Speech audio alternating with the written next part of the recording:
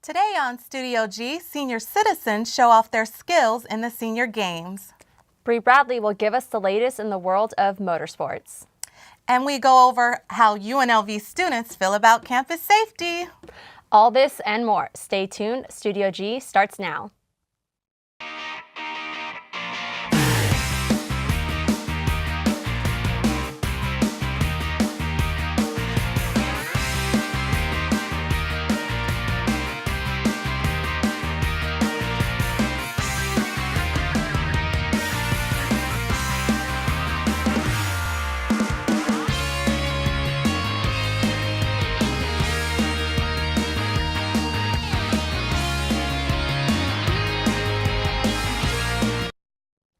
Good afternoon, everyone, and welcome to another Monday episode of Studio G. I'm Honey Love. And I'm Christina Davies. Young adults and celebrities like Miley Cyrus aren't the only ones that utilize the power of social media. Even Iran's new president, Rouhani, is jumping on the social media bandwagon. Reporter Tommy Laren has more. This is the age of social media. We use it to market, share our thoughts, connect with friends, check up on our exes. You name it, there's a site for it. Iran's new president, Hassan Rouhani, has been actively using sites like Twitter to promote his political platform. Last week, Rouhani announced his historic phone call with President Obama via Twitter. He also shared that the two men expressed their mutual political will to rapidly solve the nuclear issue. We had an opportunity, obviously, to discuss Iran. It is imperative that Iran not possess a nuclear weapon. That is important for American security. It is important for Israeli security. It's important for world security because we do not want to trigger a nuclear arms race in the most volatile region in the world. The irony of the whole thing, the Iranian regime censors the internet, slowing or even completely blocking sites like Google, Facebook, Twitter, and YouTube. The anti-regime protests of 2009, referred to as the Twitter Revolution, prompted Iranian officials to tighten control of the internet and limit its people's access. In the past, the nation has even threatened to cut off the internet, leaving its people disconnected. Iranians have had to get creative with the use of anti-filter programs and software that allow them to bypass the government filters. Perhaps there is new hope. President Rouhani told Twitter creator Jack Dorsey Tuesday that he is working to ensure his people have access to the internet because it is their right. It is uncertain whether Rouhani will follow through on his claim. Now that's something worth tweeting about. For Studio G, I'm Tommy Laren. We give you the tweet-by-tweet updates on U.S.'s continually evolving relationship with Iran and President Rouhani's Twitter status. Halloween is coming up and many children do not have costumes. There are ways you can help. Reporter Ashley Schaefer has more. Vegas Youth Ambassadors set up a Halloween drive that you can all donate to. I've actually been collecting costumes for the last 5 years, waiting for a project that I could do on my own with an organization. And so now that I'm with Vegas Youth Ambassadors, we were able to make it a little bit more official and go out to the community and collect these costumes, because I would personally spend $20 to $50 per costume, and I have 4 kids, right? And they would wear it for a couple hours and that's it. The next day or the next year, you know, they're outgrown it, they're not interested in wearing the costume anymore. And so what happens to these costumes? People either donate them or sell them to a consignment store. So those are the costumes that we're looking for, is the ones that your kid no longer needs. Why not give it to the kids that, you know, do need it, that can't afford these costumes? Our kids have tons of Halloween costumes and they only wear it one time. So when I got home from work today, I went through the bin and I found some costumes like this that I know my son's not going to wear again. And this is right down the street from our house, so I came over here to turn it in.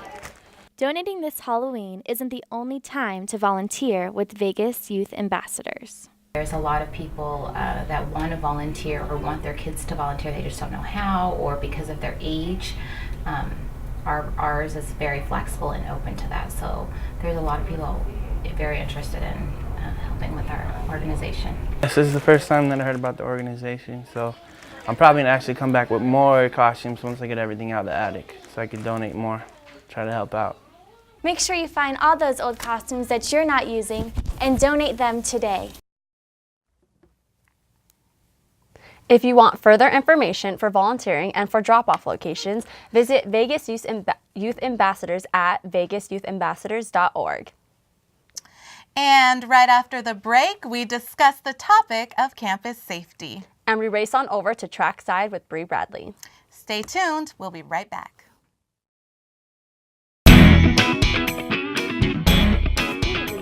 Located on the northwest side of campus, offers a wide variety of classes and activities. The Great Hall inside the Thomas T. Bean Engineering Complex features an array of the school's accomplishments and work, such as their annual cement canoe competition and bridge design competition that select students participate in. Named after Howard Hughes, this school takes learning to new heights.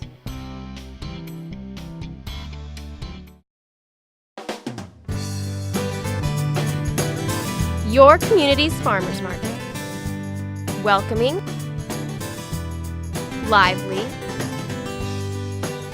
friendly. A place where neighbors and friends come together to celebrate their community. With over 50 vendors, organic, sustainable, fresh produce are available just for you. Support and buy local at Fresh 52. Welcome back from the break. Friday night marked the 11th anniversary of First Friday. With that also came some new surprises. Reporter Shelly Salbito has more. Here at the Fremont Experience, things are looking a little restricted. With both Bike Fest and First Friday landing on the same weekend, downtown leaders are seeking to curb violence at the Fremont Street Experience. Tom Bruni, marketing director of the Fremont Street Experience, expected a crowd of 25 to 30,000 people, but with that came security.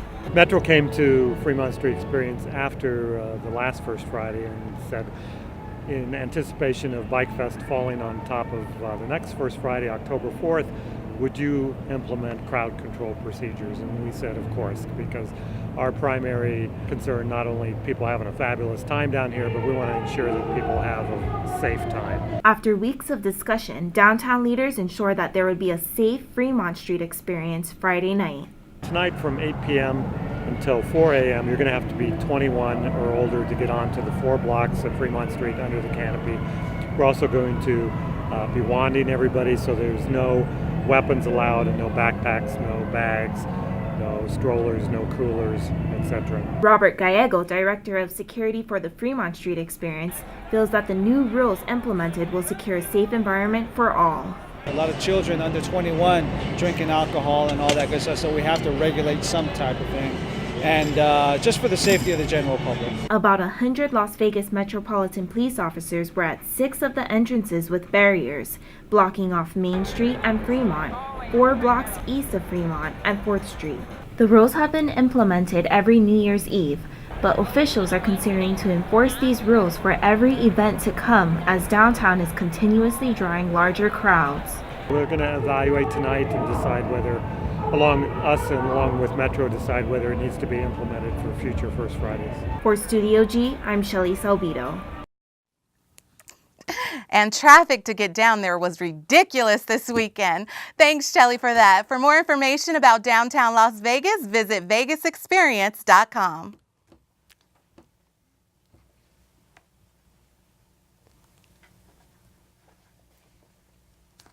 With recent reported assaults on campus, reporter Farron Enos asked students how they feel about campus safety.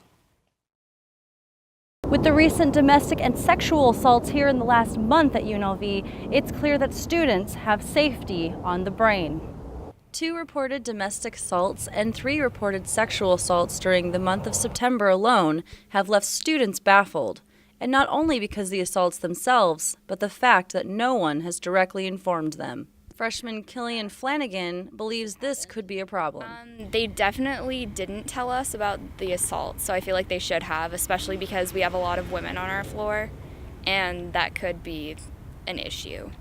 An issue that has many students questioning what they know about campus and dorm safety. Freshman Aileen Arsua was faced with a situation in the dorms in which she didn't know how to proceed. What happens if maybe you're walking in at night and you kind of see somebody that doesn't kind of belong? What do you do? I don't know, because we had that problem before, but... Well, then what did you guys end up doing? I guess, well, when we found out about it, we kind of just let it go, but we probably should have... I don't know if we're supposed to talk to the UNLV police or to the desk office. I'm not sure. While the campus police update their website regarding recent incidents, many students would prefer UNLV try a different way of informing them. I'd prefer to be told as opposed to being told where to go to find the information, like giving us links to go and search it out. They could definitely post it on like bulletin boards in the dorms if something has happened, just like to give a warning of some kind. Students concerned with UNLV campus safety can visit www.police.unlv.edu. For Studio G, I'm Farron Enos. Thanks, Farron. Now to Katie McLean for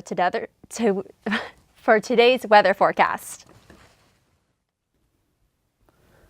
Good afternoon, UNLV. It is 77 degrees outside. It's turning really beautiful weather, like it's real cool. Make sure you pack a light sweater or a light jacket so that you won't be able to catch a cold. And make sure you pack your allergy medicine if you have allergies, because it is a little windy outside too. We have a high of 77 and a low of 59 degrees tonight.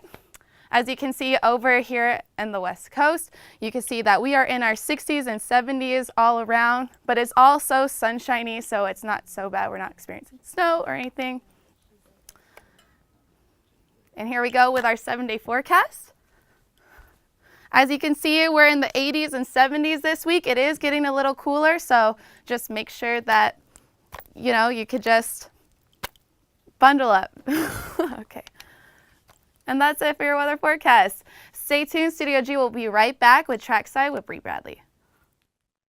My name is James Grant. King Louie here. This is Jennifer. Crystal May McGuerza. I'm Savannah. Zoe here. This is your boy Miles Lowe. Christian FGY. Kaylin Hype. And I'm Jay Luna. My Mind's Music. Gonzo Radio. Combox Radio. Join us for Happy Hour. Miles Lowe Midweek Show. Ill Vibe Theory. On KUNV. KUNV. KUNV HD2. 91.5 The Rebel. Broadcast on Revcast.com.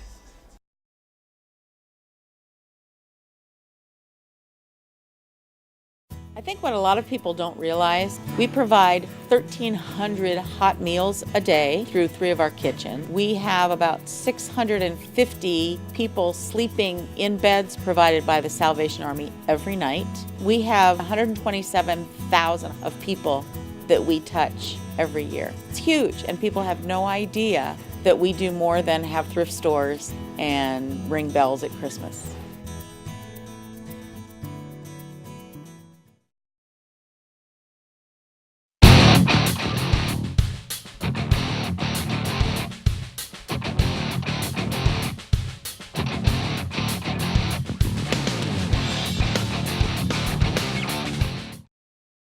Good afternoon, race fans, and thanks for tuning to this week's segment of Studio G's Trackside, featuring updates in the world of motorsports.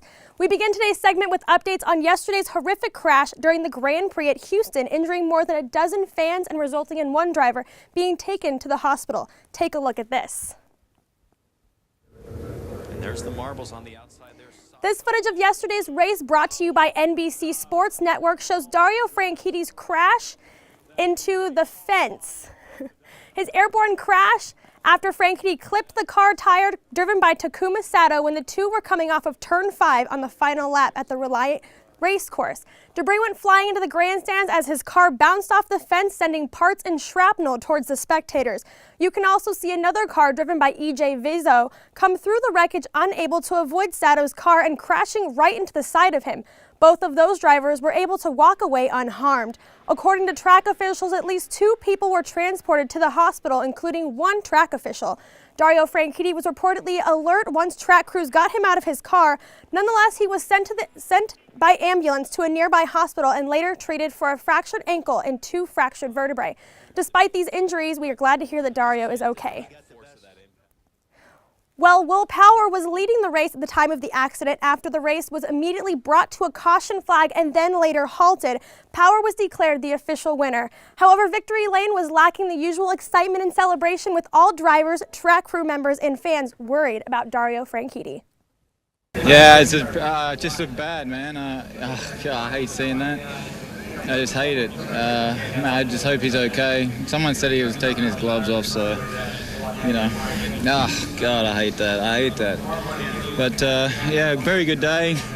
Stoked for Verizon, Shell. It's the Shell Pennzoil Grand Prix. So, great day for our sponsors. Kind of helped Elio a bit. Man, I feel bad for him. And just hope Dario's okay. Always so touching to see the true love and respect of drivers have for one another. That's going to do it for today's news in the industry of speed. Thanks for tuning in to Trackside. We'll be right back with your sports report after the break.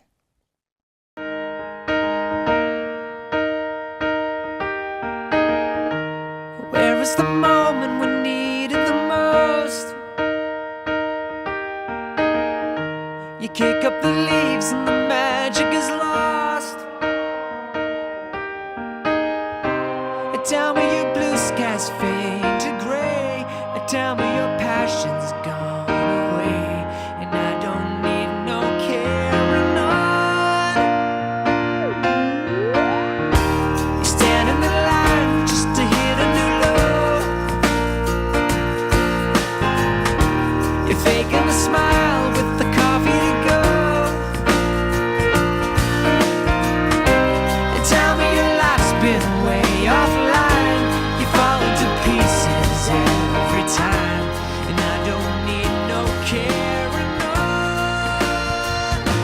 You had a bad day. The School of Engineering, located on the northwest side of campus, offers a wide variety of classes and activities. The Great Hall inside the Thomas T. Bean Engineering Complex features an array of the school's accomplishments and work, such as their annual cement canoe competition and bridge design competition that select students participate in. Named after Howard Hughes, this school takes learning to new heights.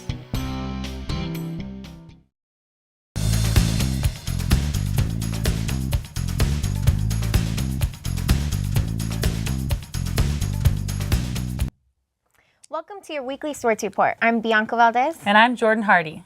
This weekend, UNLV men's soccer started their conference play with a win. Check it out.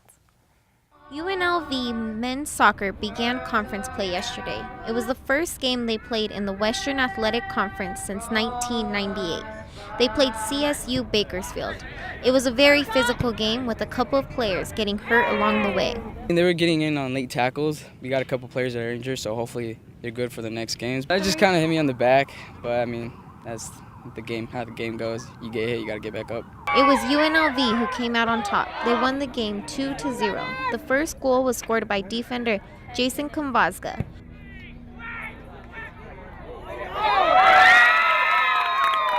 It was a long free kick taken by Julian.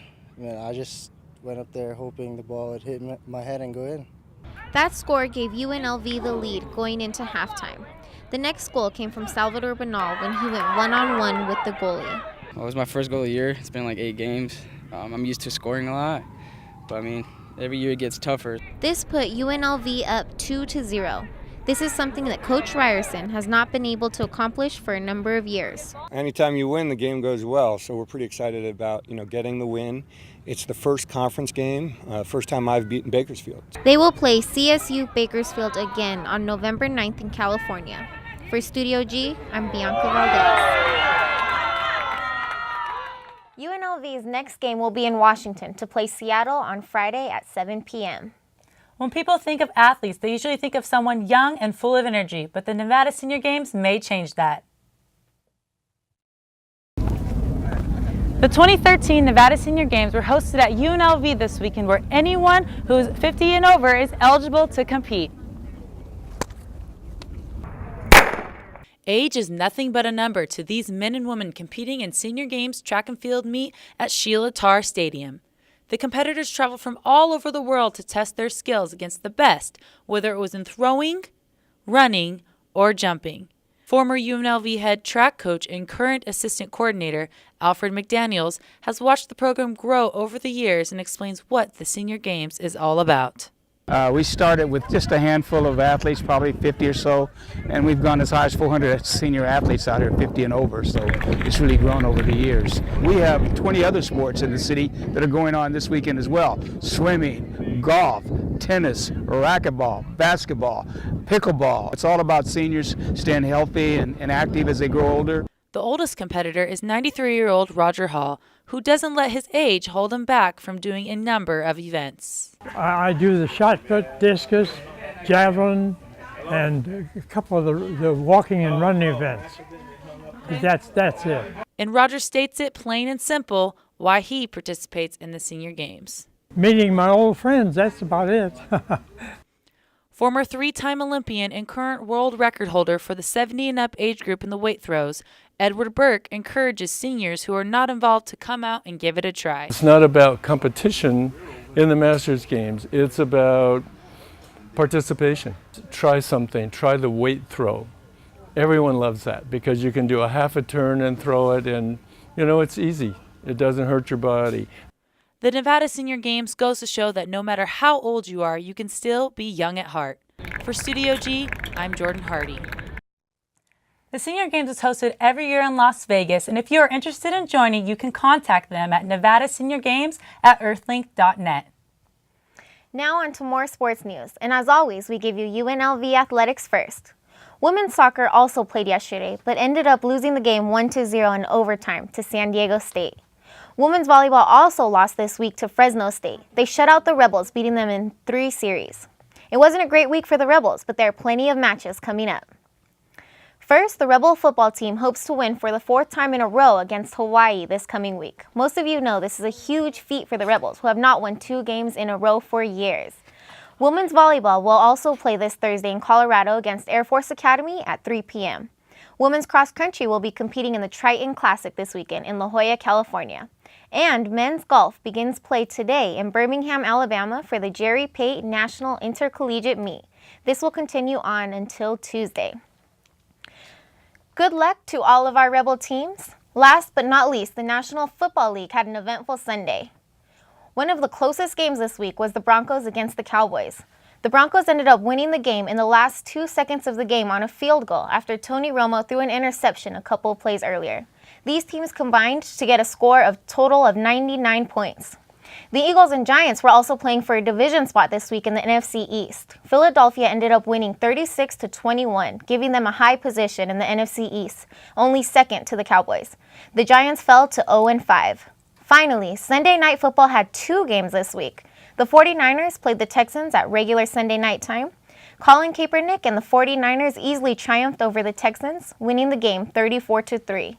Then there was a second Sunday night game, which does not happen often. The Raiders played the Chargers, starting at 8:25 p.m. The game was so late because the Raiders share a stadium with the Oakland Athletics baseball team, and the staff needed more time to transform the Coliseum from an MLB field to an NFL one. The Raiders won the game 27-17. I wish we could go on, but that's all we have time for on sports today. Now I'll send it over to Shelly, who is sitting down with Sabrina Hassim. Thanks, guys. We'll be focusing on the topic of domestic violence abuse. And with us today, we have Sabrina Hassim. She is our Careline coordinator at the Gene Nidix Women's Center here on campus. Thank you so much for being here, Sabrina. Thank you for having me.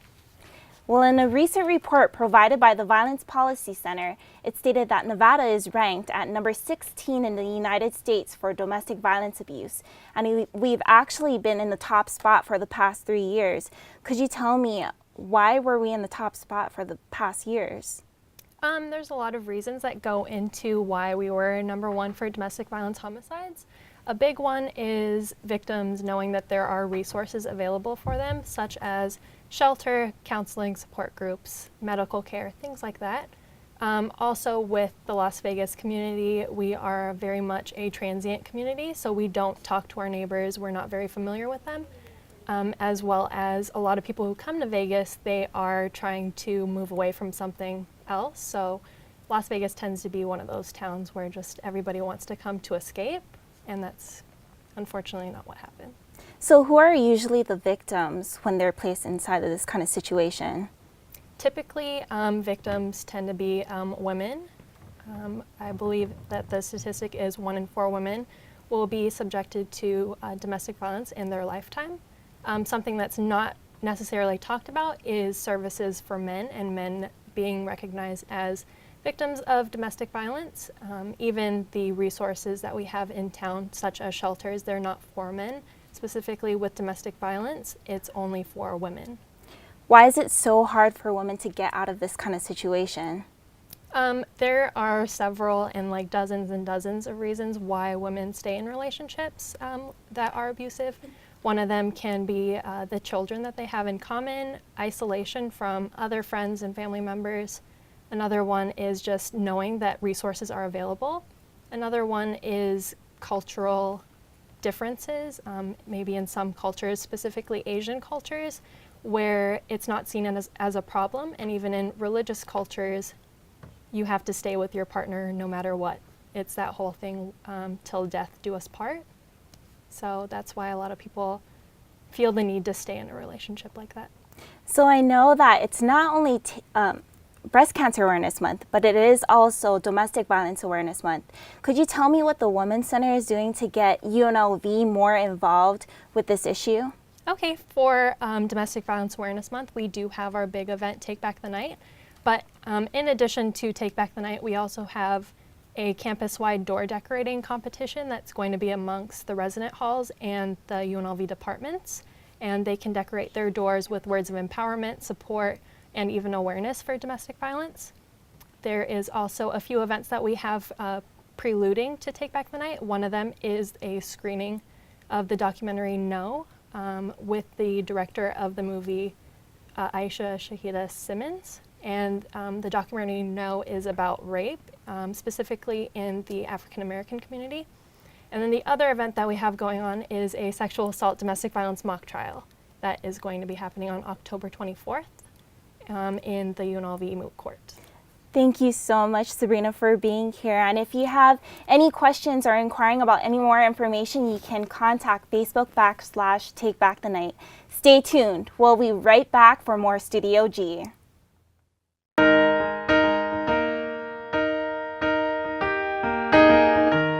Where is the moment we needed the most?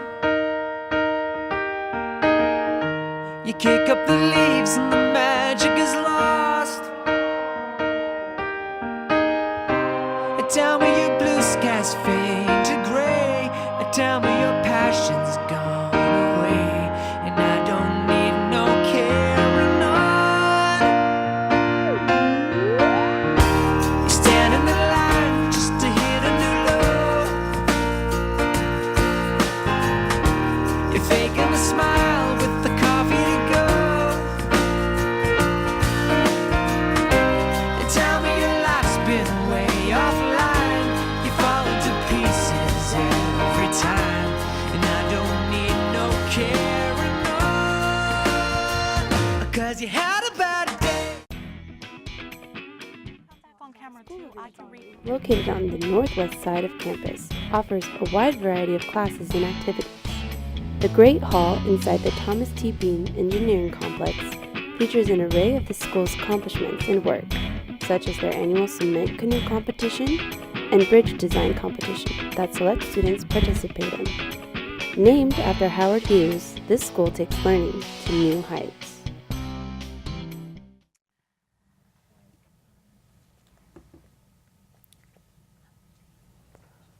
Well, that's all the time we have for today. To catch up on previous episodes of Studio G, you can visit our website at studiog.unlv.tv. Thanks for starting your week off right, and we'll see you next time. Have a good day, Las Vegas.